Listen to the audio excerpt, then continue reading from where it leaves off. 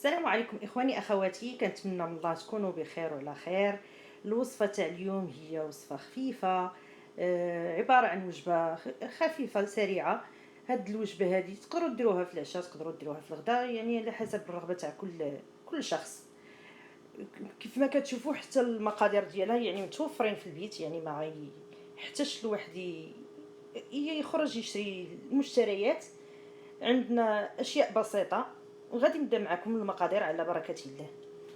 عندنا 200 غرام ديال الدقيق، عندنا 400 غرام ديال دانون طبيعي، غادي نحتاجو جوج بيضات، غنحتاجو 50 مليلتر تاع زيت نباتي، غنحتاجو معلقه صغيره ديال الملح، غنحتاجو معلقه صغيره تاع البيكن باودر، وواحد المعلقه صغيره ما كاملاش ديال البيكن صودا.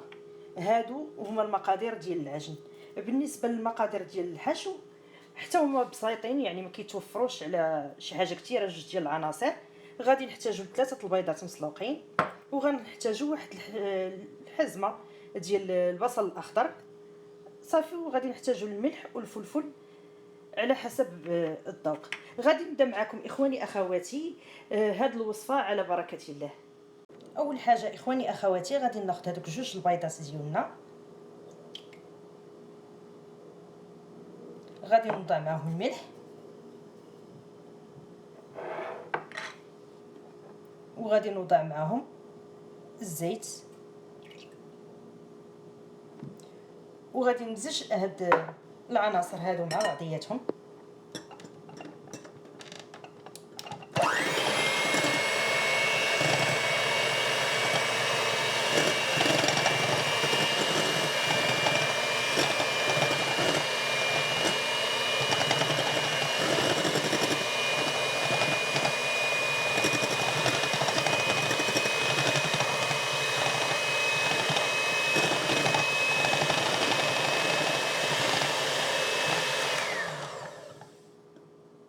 من بعد اخواني اخواتي ما مزجت الخليط ديالي على هذا الشكل هذا، غادي نضيف دوك 400 غرام ديال الدانون طبيعي، يعني من غير سكر،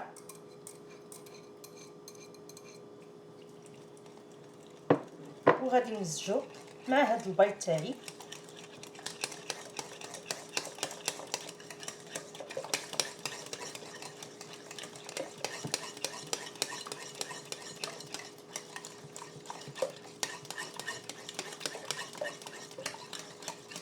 يعني تيولي لنا على شكل سائل، ما يبقاش متراكم. من بعد اخواني اخواتي غادي نضيف ليه هذاك 200 غرام ديال الدقيق تاعي، ومعلقه صغيره تاع البيكن باودر، ومعلقه صغيره ما عمراش ديال البيكن صودا.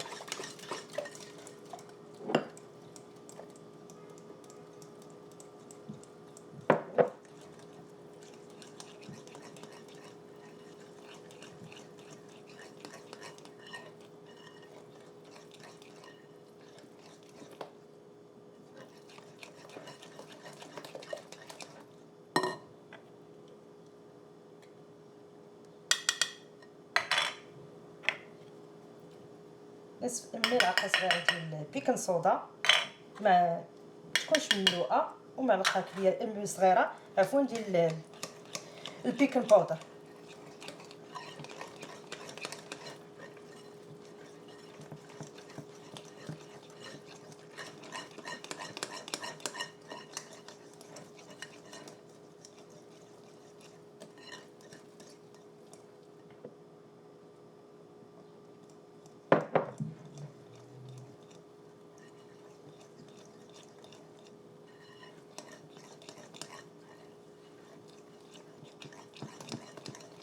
صافي ونمزج الخليط ديالي.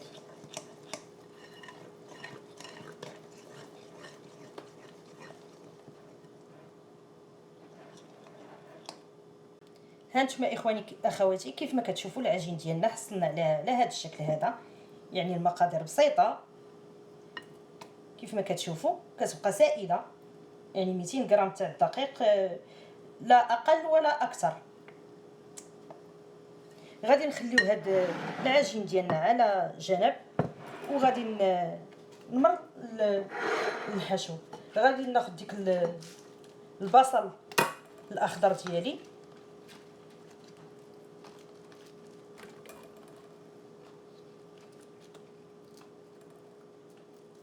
غادي نقطعها على هذا الشكل هذا، يعني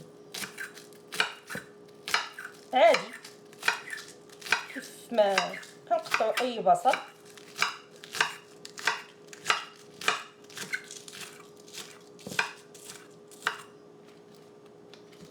حتى نكمل هذه الكميه كامله اللي عندي اخواني اخواتي.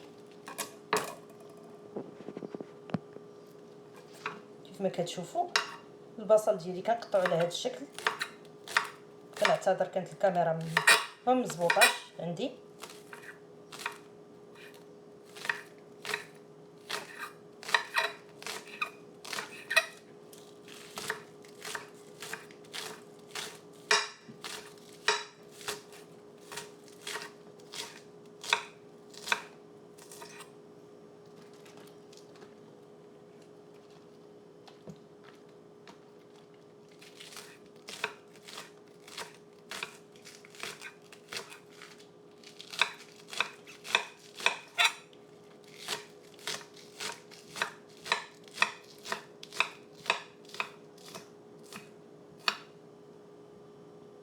هانتوما اخواني اخواتي ملي كملت البصل ديالي قطعته على هذا الشكل هذا. دابا غادي اخر حاجه بقات عندي هما هاد 3 البيضات مسلوقين، غادي نقطعهم هما كذلك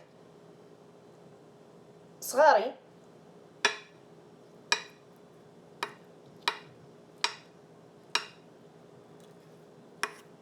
كيف ما كتشوفوا بهذا الشكل هذا.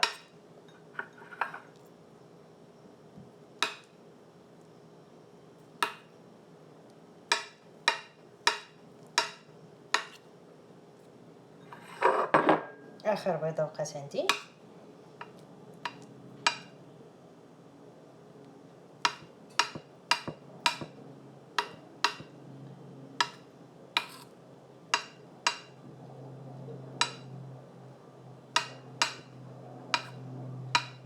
من بعد اخواني اخواتي غادي ناخذ هذا البيض ديالي، غادي نضيفو البصل الاخضر، وغادي نوضع معاه الملح والفلفل الاسود على حسب الذوق.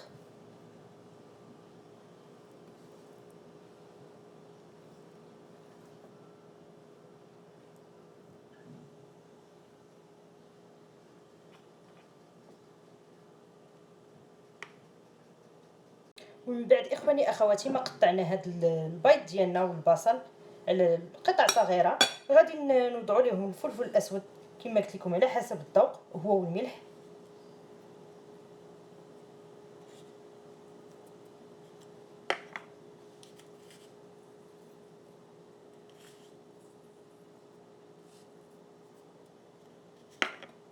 صافي وغادي نمزجوهم مع بعضياتهم.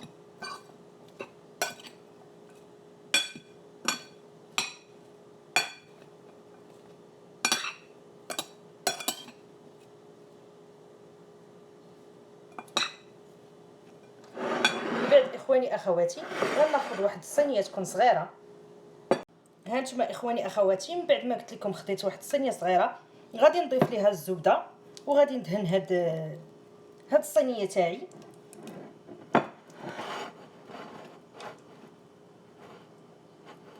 ندهنها من الجوانب وندهنها من الاسفل.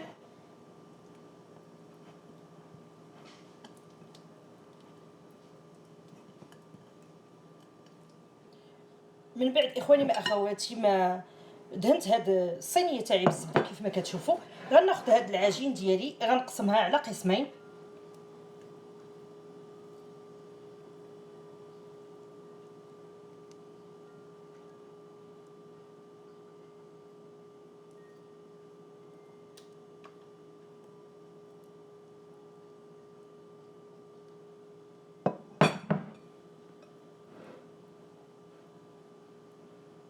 من بعد اخواني اخواتي غادي نضيف هاد الحشو تاعي تاع البصل.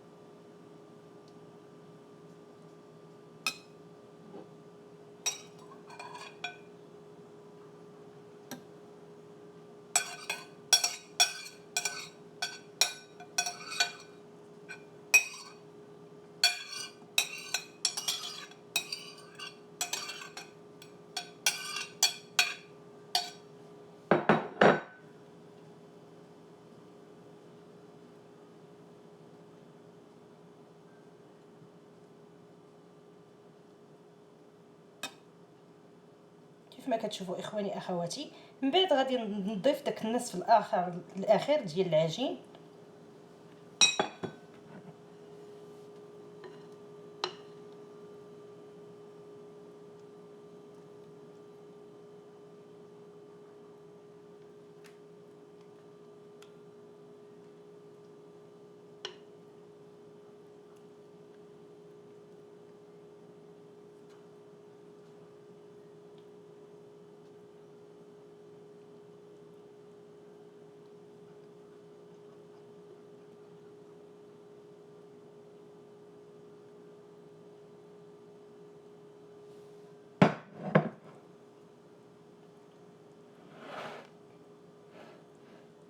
وغادي نغطي به هاد الحشو ديالي.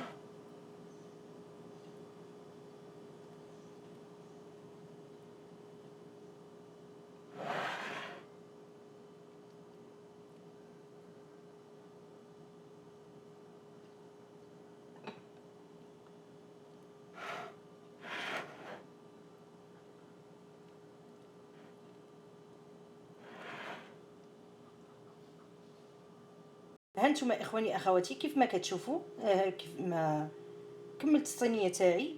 من بعد دابا باقي لي غير نزينها. غناخذ واحد شويه ديال السمسم،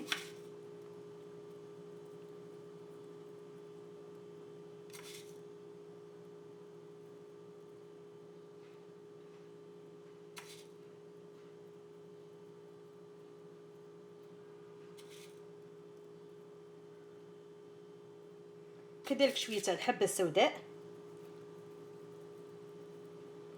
ومن بعد غادي ندخلها اخواني اخواتي الفرن درجه الحراره 180 درجه المده الزمنيه 35 حتى ل 40 دقيقه.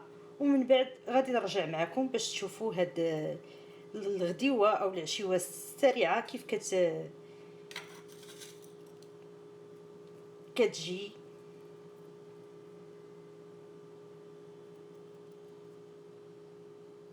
هانتوما اخواني اخواتي كيف ما كتشوفوا هذه هي الوجبه السريعه ديالنا. كيف كتشوفوا خرجتها من الفرن. دابا غادي نخليها تبرد واحد شويه ونحطها في طبق التقديم ونقدمها لكم بالصحه والراحه. هانتوما اخواني اخواتي كيف ما كتشوفوا الشكل ديالها كيف جا رائع، وحتى في المذاق ديالها رائع. انا غادي نفتحها لكم من الوسط باش تشوفوها. يعني حتى من العجين اللي عطيتكم عجين سحري، يعني كيجي هشيش.